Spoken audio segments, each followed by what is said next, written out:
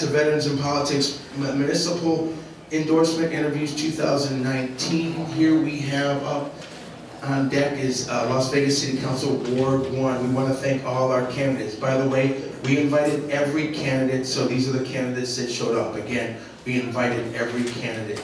So on that, I'm going to turn it over to our candidates. You have a minute to tell people about yourself. Thank you. Go ahead.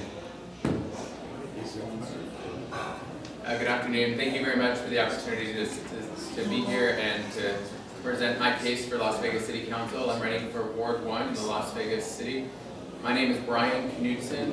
I grew up in Salt Lake City, Utah with my parents. My father was a police officer with the Salt Lake City County Sheriff's Office. And riding around in his police car from the time I was 5 years old until I was 16 years old, I was instilled with this value of public service. Since leaving Utah and coming to Nevada more than 14 years ago, I've been a public servant ever since. I worked for the city of Las Vegas for 9 years. And I was the CEO of the Boys and Girls Clubs. And given that time, I was able to learn a lot about our community and the challenges that we face. I have the experience necessary given my time at the city of Las Vegas and working extensively with the Clark County School District and with the nonprofit community, and understand the severe challenges that our community faces. And I'm prepared to work with the City Council, the Clark County Commission, and the state of Nevada on dealing with some of our most serious problems. And thank you for letting me be here again. Hello, my name is Emanuel. I'm running for Las Vegas City Council, Ward 1. And I am running for City Council because I have been part of the community for 13 years now. I grew up in Ohio.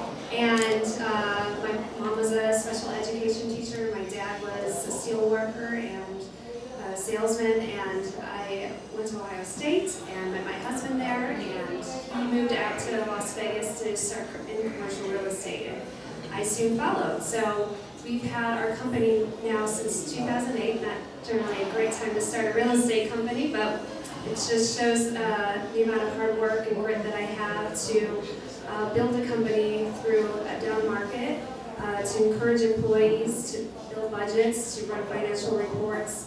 I work with investors and tenants. I know conflicts. I know how to deal with compromise and negotiations. And it's just a natural extension into Las Vegas City Council. And I have 3 children, and I am running to better our communities for them and for the other children of our community. Thank you.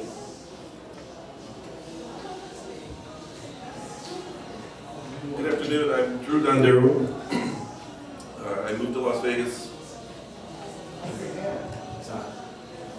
I've been working in Las Vegas since 2004. I moved here full-time in 2009. I have over 30 years of experience in diverse background in manufacturing. I moved here to be president of the Las Vegas 51s. I moved into casino management, and then 4 years ago I started my own business to in auto repair and restoration. I'm running for city council. It's been a family tradition of public service back when I'm from Michigan. I graduated from Michigan, so there might be some issues today with the Ohio State, Michigan. But it's something I've always wanted to do. The city needs direct business leaders, and I'm the man.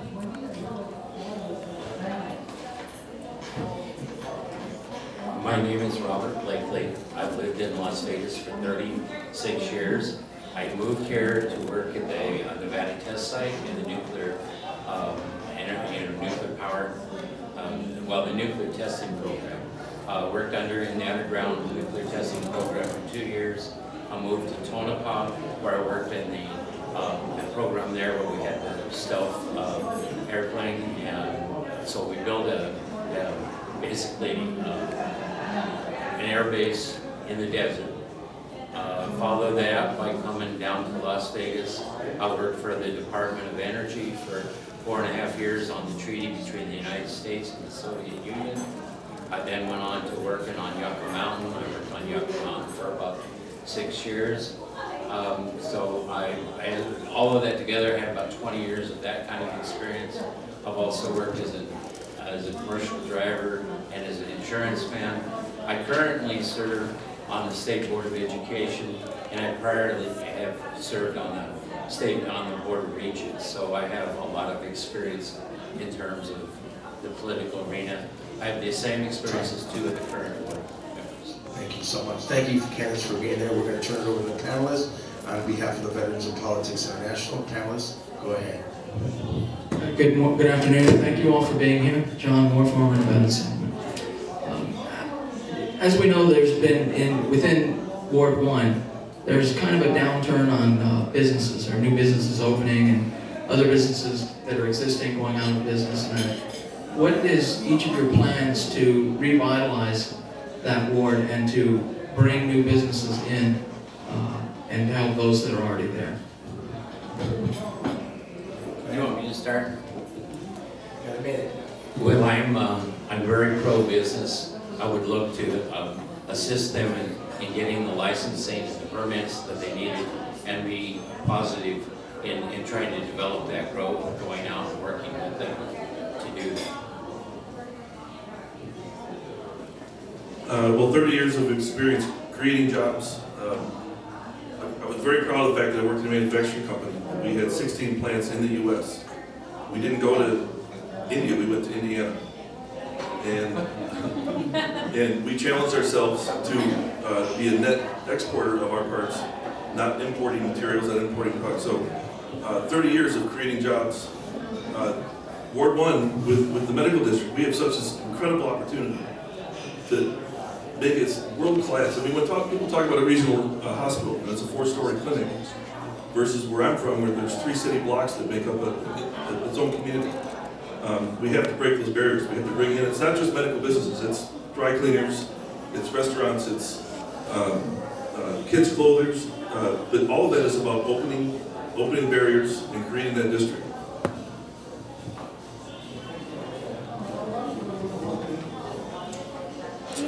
Commercial real estate, I have an understanding of what it takes to bring businesses in, to have oh, here we go, sorry. Being in commercial real estate, I understand about how to bring businesses in, to encourage business owners to grow and to work with them on different initiatives they need to take to work on their profit and loss and balance sheets and bring them good positive growth. And with the recently passed opportunity zones through Congress's Tax and Jobs Act of 2017, there's 61 zones that Brian Sandoval designated in Nevada, and these are zones that need revitalization and are basically run-down areas of town, and most of them are in Ward 1. And I look to oversee those zones with developers to help to create that growth and opportunity market. Thank you. Thank you. Brian Knudsen. So I own a small business as well. I've had anywhere from 1 employee myself up to 5 employees. And I mentioned that I worked for the city of Las Vegas during a time when the city invested in the redevelopment area of downtown Las Vegas. The redevelopment area was a state-initiated program that allowed the city to invest back into small business. So we identified businesses that could get small grants from the city of Las Vegas.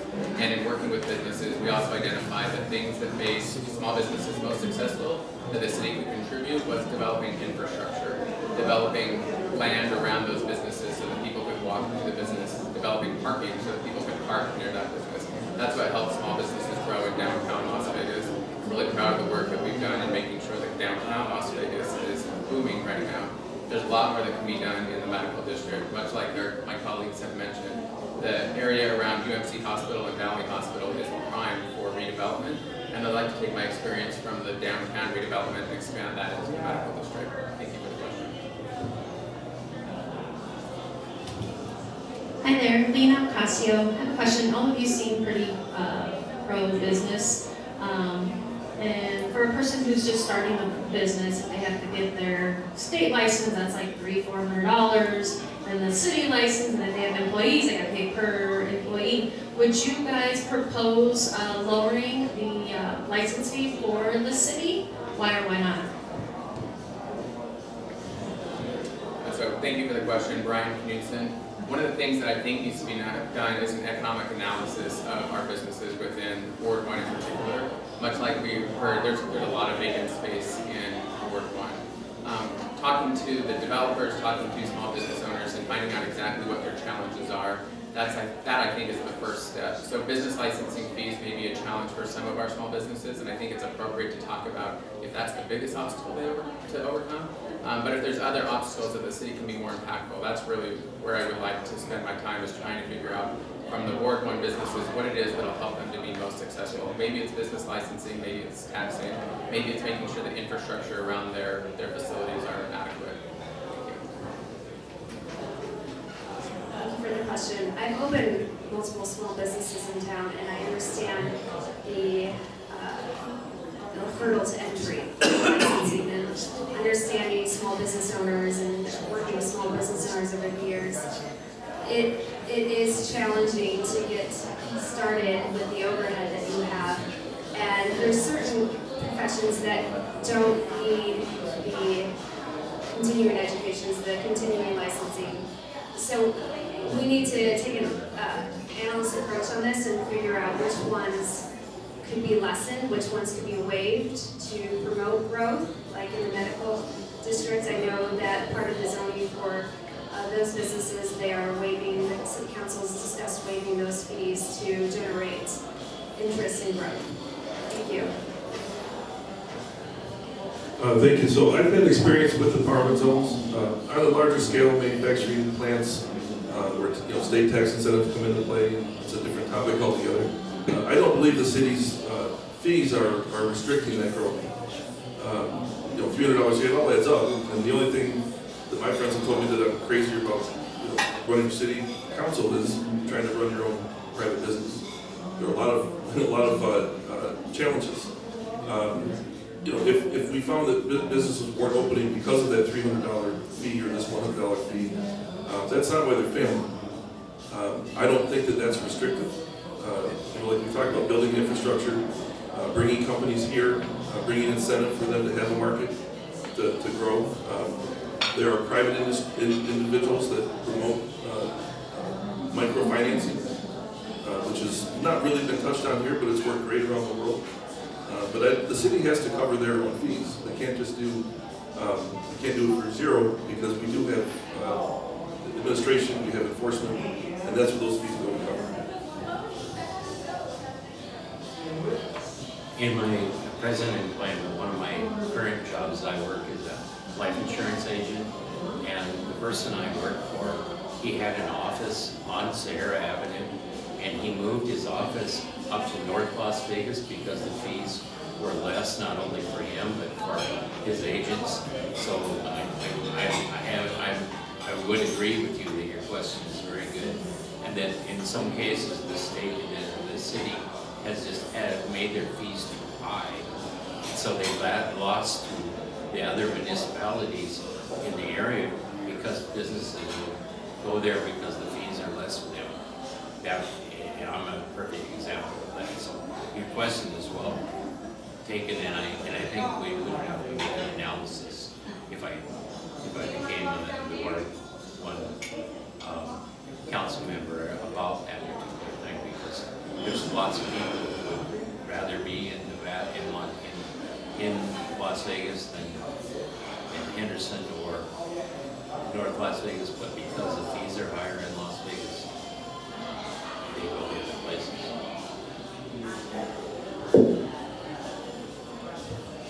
Frank Switzer, family coordinator for this. This is going to be a school-related question. With our federal school system the way it is now, would you support family school vouchers to send students to where their parents wanted to send them instead of forcing them to be in the zones they're in, so children will get greater education? Would you get rid of tenure for teachers who continue to fail and have failing classes? And would you support having armed personnel protecting these children? As a member of the State Board of Education, my answer to you on that question is yes. There are some issues as far as funding that the state will have to work with, but my answer really to you is yes. Yes, all of it? To all of what you just said, we need to do all of that. There may be some challenges with part of it for funding, but I would be in favor of all of that. Being a father of 4 children, education is very important to me. I'm challenged. I send my 2 youngest children to a private school. I tried the public schools with my older child, and there was a lot of processing. There wasn't merit-based teaching. They weren't encouraged for merit-based teaching. So the answer of tenure versus merit, it's not a zero sum. It's not all or nothing. It certainly is. You know, in my business, you make more money as you get more experience. You become more valuable to the company you work in. It should be no different for a school. A teacher should become more valuable. Merit-based pay. We should have some ability to and I'm not blaming this on teachers work hard, and we don't pay our teachers anything. In a global environment, when you need to challenge yourself to make a better community, you pay your teachers, you pay your policemen, you double their values. Why do we want to save money by paying a teacher less than where they're going to move to San Francisco or to Detroit, where teachers make twice as much in Michigan? So we have to pay our teachers. It has to be merit-based. I am in support of arming our schools and protecting our schools.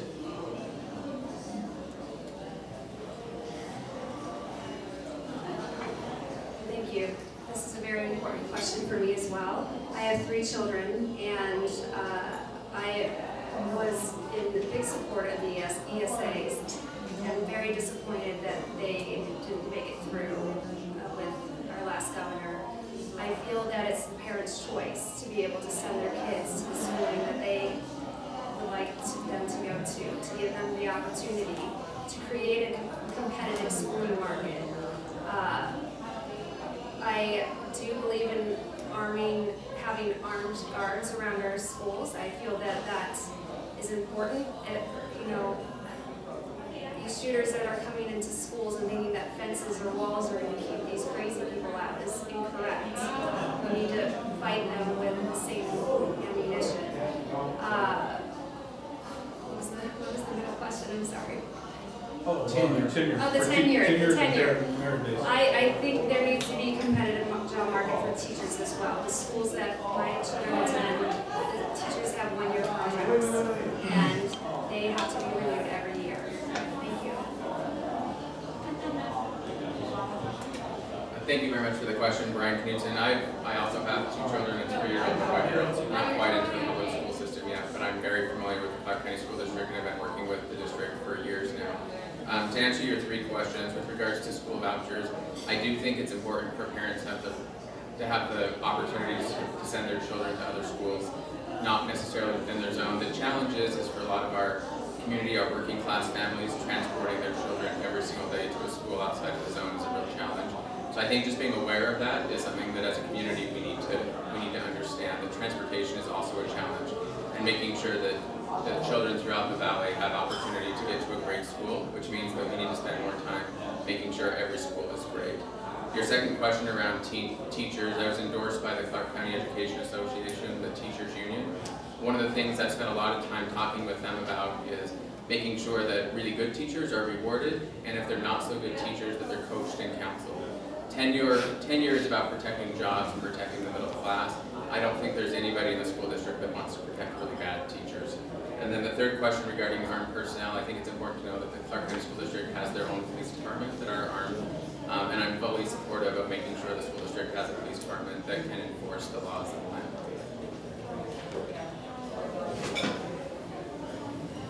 land. Troy Warren, VIP member.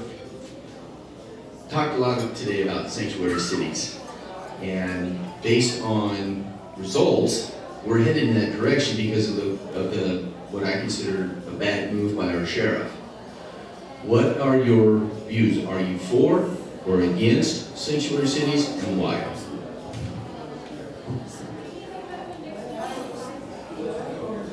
I think this is Brian Knudsen again. Thank you for the question. I think it's obviously the question that's being brought up throughout our country.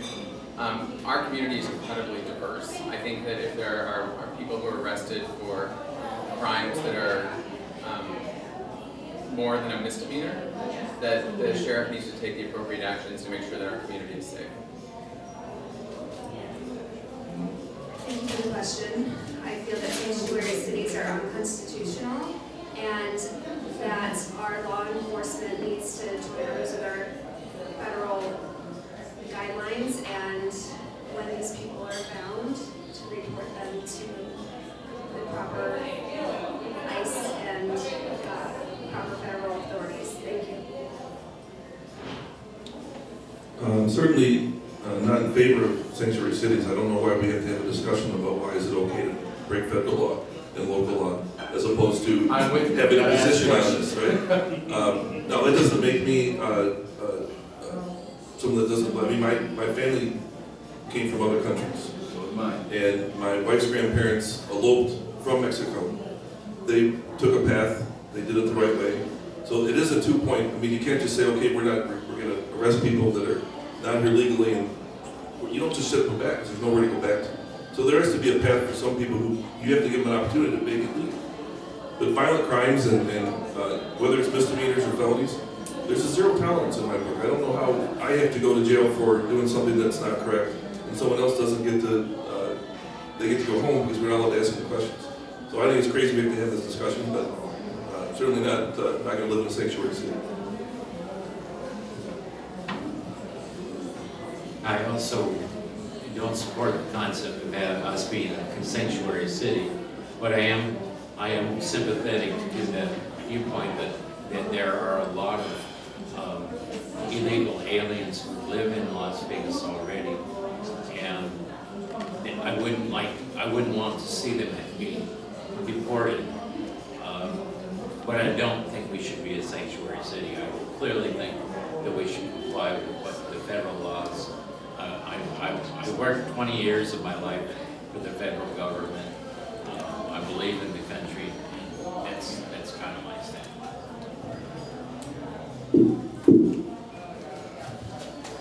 Lena Ocasio. Other municipalities across the country are starting to implement a universal basic income.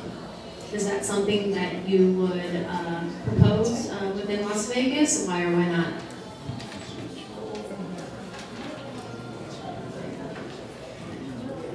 Being honest, I haven't really considered that very much. I don't know that we should have just a universal. I personally, currently, is a mic on. I personally have worked in several commission jobs. I'm self-employed, and it gives me the opportunity to make as much or as little as I deserve based upon my efforts. So I'm not sure that having a set value as price for people should be there. I do support an increase in the minimum wage, but I don't think I would want to go to the program you suggest. Well, again, 30 years of private business, the challenge is supply and demand in the market. I've seen firsthand in larger businesses, and even in my small business, my 25 employees, where a minimum wage increase impacts jobs. And I don't agree that solves any problem in the city. Granted, it's expensive to live in the city versus other areas. Certainly, other cities have a bigger challenge than we do. I've just never seen it work. It doesn't solve a problem. It puts more people out of a job. And it's not just the fast food industry we talk about, minimum wage, it bumps everything. If someone has a merit-based job that's worth 20-30% above minimum wage, and wage jumps to these $15, $18 rates, then those people are expecting to make $30 to $40 an hour, and the companies can't afford it. And you end up with less people being employed. So I'm strictly a supply and demand. There's certain minimum basics, that's fine. But trying to solve someone's income inequality by making a minimum requirement within the city limits, it just doesn't work. The math doesn't work.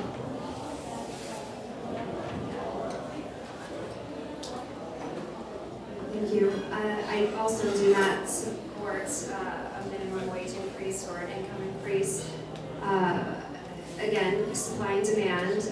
I've worked in a commission-based business for 10, 11 years now, and it's all based on my efforts and what I get up and do every day. Raising the wages, for restaurant workers, a restaurateur can't afford to pay their staff, so they're going to let people go. We have a very low unemployment rate right now, the best we have seen in a long time, and if you don't like your job at $7.25 an hour, there's another job down the street that will pay you $8.25 an hour. I feel that if you're good at your work and you work hard, you will earn a wage from the employer that suits what you're looking for. Thank you. Thank you for the question. As a small business owner, it would be difficult to have somebody come in and tell you what to do with your employees. Working at the city, I can tell you some of the opportunities that the city has to help people get employed. They're still not dictate to an employer. If they're working with a developer, for example, in the medical district, what they could say is if the city's going to say offset land, the cost for land, or help with parking, what they can do is for a business say, we'd like you to hire people within that area. It doesn't say dictate the pay, but they can say we want you to hire within a specific zip code. And working with some of the private labor organizations that work with those contractors as well. That's how the city can impact employment without ever talking about minimum wage.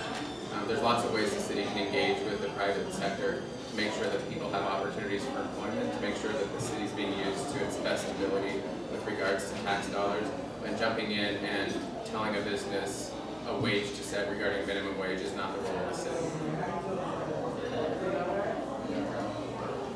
Kaine, Marzola, combat veteran, founder of Veterans Vitality. This is directed to all of you.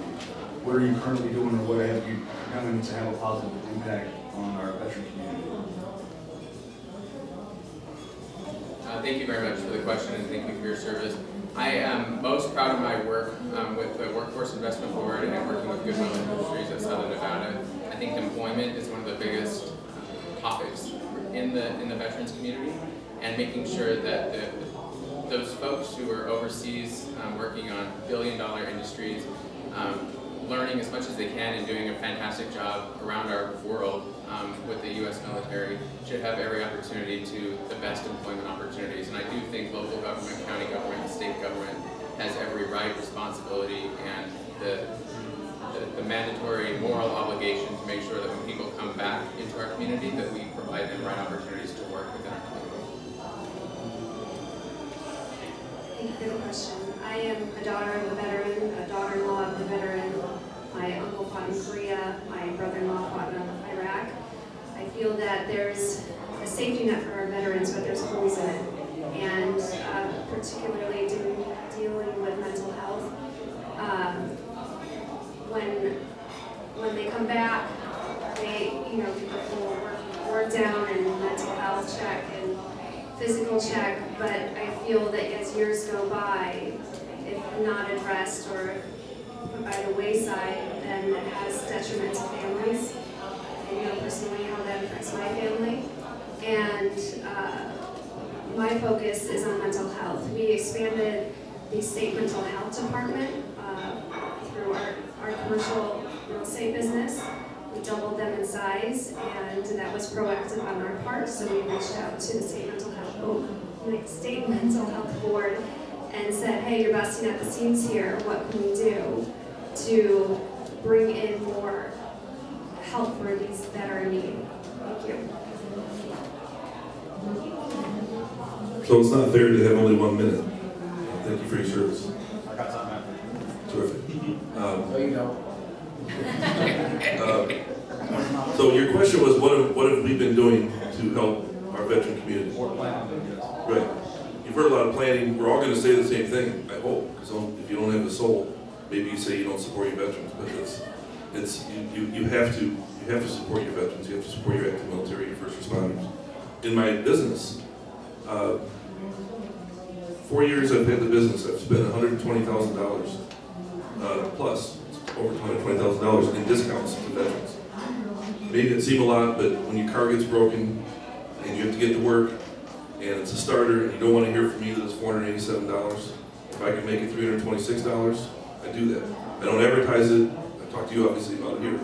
I do free smokes on Veterans Day. I teach my kids to thank everyone that they see with a hat on that's served. And then, so it starts at home and it goes through my business. Well, as I already said, I work for an insurance company, and they've given me the power to hire new employees. And I'm actually looking to hire veterans. So anyone you know that wants a job, have them please contact me. I'm actively hiring.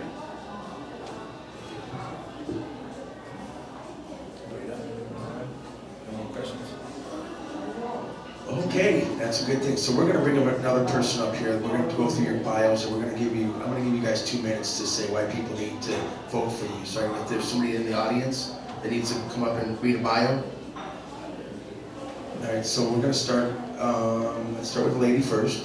Let's give 2 minutes of why people should vote for you.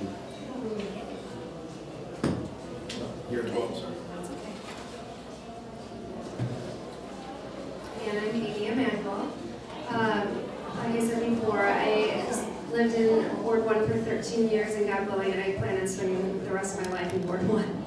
I love my community, and I've worked with Councilwoman Kaine over the last decade on certain initiatives for pedestrian safety. I've installed crosswalks and flashing beacons, worked with her on initiatives in our parks to rebuild and maintain parks, supported some of her recreational initiatives, and for that reason, along with my experience in real estate, which has a lot of the same job requirements as city council, I feel that I am the right person for the position. And I have 3 children, and I plan on raising them in a city that's safer, and we have the right amount of police enforcement and fire safety to be able to create better communities. Thank you so much. So I think there are 5 priorities for our city. Number 1 is our neighborhoods. Empowering neighborhoods, continuing to give them the resources they need to communicate with City Hall. What do they need? They need to be safe. They need access to health care. They need access to proper education. City Council doesn't get to vote on how good our schools are, but we can be a voice. And we can empower our neighborhoods that demand better services. We have a medical district that it's just such an opportunity to become world-class with medical tourism, creating jobs, thousands of jobs, research facilities, cancer facilities, helping our veterans, working with the VA in order to create a more private sector side of that really we're desperately in need of. I create jobs, that's what I do. The city's problems get solved with more people working and feeling good and colliding with each other and having to buy from this guy, trade to that girl and barter. That's what happens in a community when you create jobs. I'm 51 years old. I love my wife, I love my children, I love my city, I love my country, and I can't wait to get to work. Well, again, my name is Robert Blakely. I've lived in Las Vegas for 36 years. I've actually lived in Ward 1 for 24 years. I've served the people of Ward 1 for the last decade. First, I was in the border, on the border regions in District 2, which is part of Ward 1. I also now currently am on the State Board of Education. In those positions, and also while I worked for DOE and for at the test site, I've been involved in billion-dollar organizations and operations. And in a lot of those areas, I actually was involved with the budgeting and the management. So I have the past experience and the desire to serve the people of this ward. And I hope they come.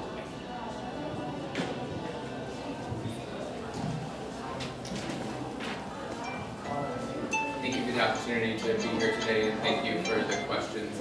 I'm running for city council because, like I said, when I grew up in Utah, my dad was a police officer. I drove around with him in his car, and on his off-duty hours, he would pull people over for reckless driving and for running red lights, and it was this value that it was instilled in me that public service is not an 8-to-5 job, it's a lifetime, it's forever. And so I have always been a public servant.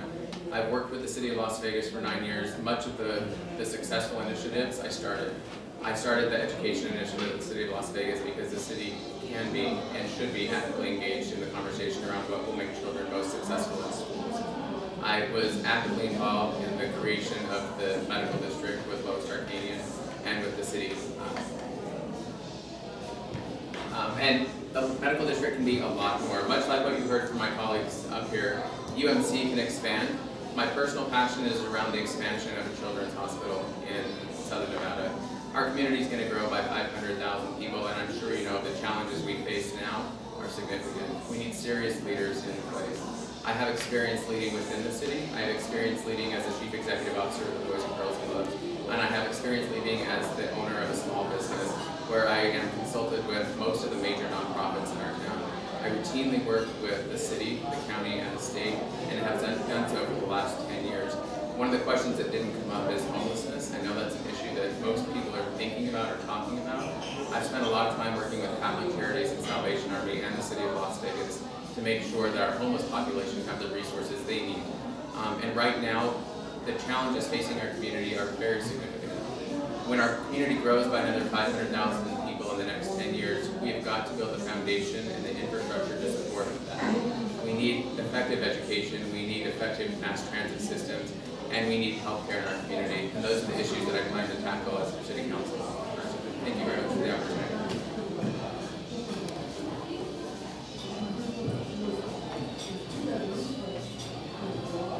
Good afternoon. My name is Tom Letitia. I'm a campaign consultant for Dave Marlin. Unfortunately, Mr. Marlin had a previous commitment and he could not be here today. I want to tell you a little bit about Dave Marlin. For the last 12 years, he ran Solutions Recovery, which is one of the biggest drug clinics here in this town. And the biggest problem we have facing us in Clark County right now is our drug epidemic. People are dying of opioids, families are being torn apart. Dave has been treating these families from this addiction for the last 12 years. He recently sold the business and stepped aside just in the last month to run for city council. He's treated veterans over the years. Unfortunately, our veterans have been hit by this, as everyone else in our community has. I'm here today to ask you to do a non-endorsement in this race. Thank you. Okay, thank you candidates for being here. This is the Veterans in Politics Municipal Endorsement Interviews 2019 for City of Las Vegas, Ward 1. Again, candidates, we want to thank you. Panel, give them a round of applause.